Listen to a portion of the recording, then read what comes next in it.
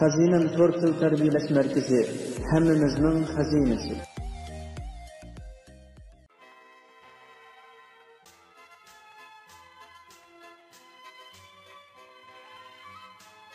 Üzümdeki ü.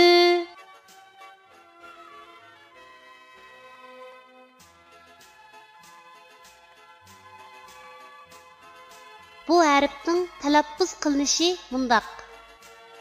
Ü.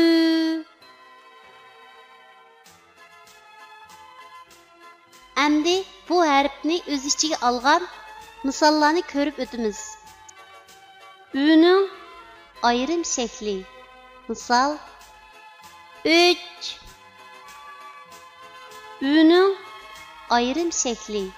Misal üzük. Ü'ning ayğıdan olunduğan şekli.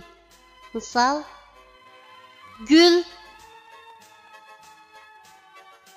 Ü'ning ayğıdan olunduğan şekli.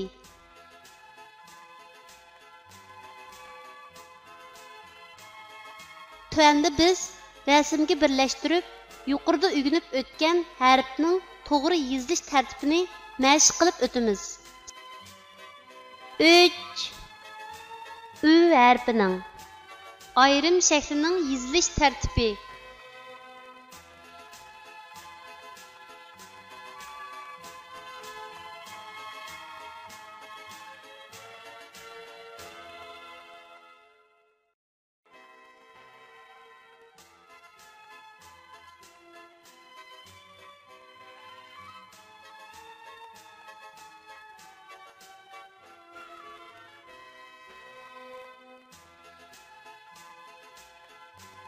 Üzük. Ü harfining ayrim shaklining yezilish tartibi.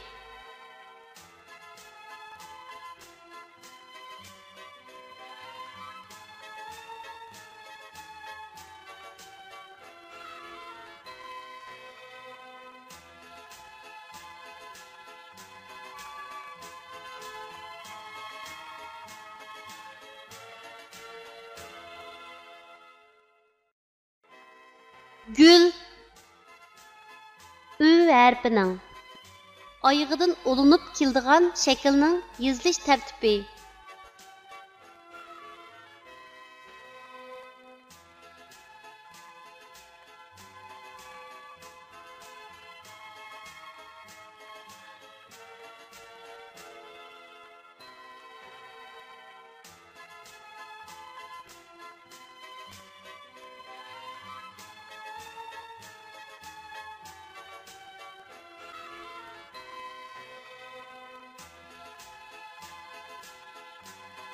Ü harfining ayğıdan olunub keldigan shaklning yezilish tartibi.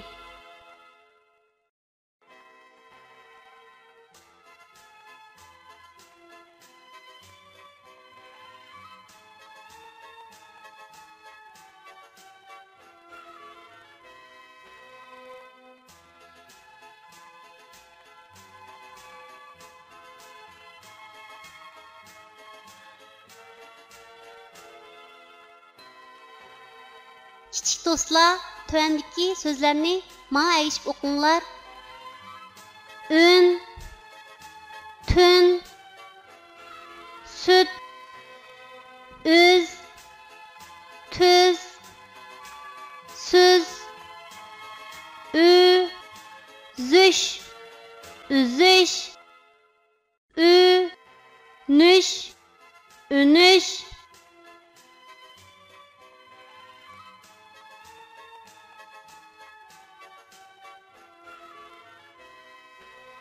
Ürümçi.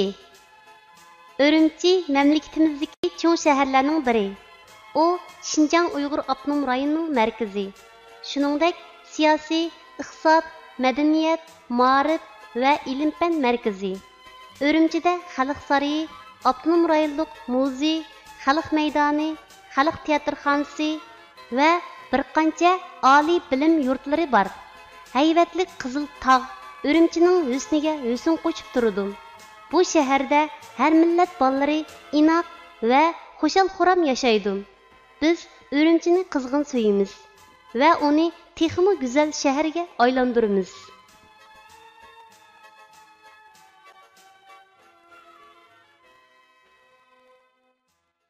Derslerimiz Türk tili, İngiliz tili, Rus tili, German tili, Uyghur tili grammatikasi, Xitoy tili, matematika, bolalar ana tili, bolalar ingliz tili, boshlang'ich seviye, ul seviye, o'rta seviye. Tarbiyalash muddati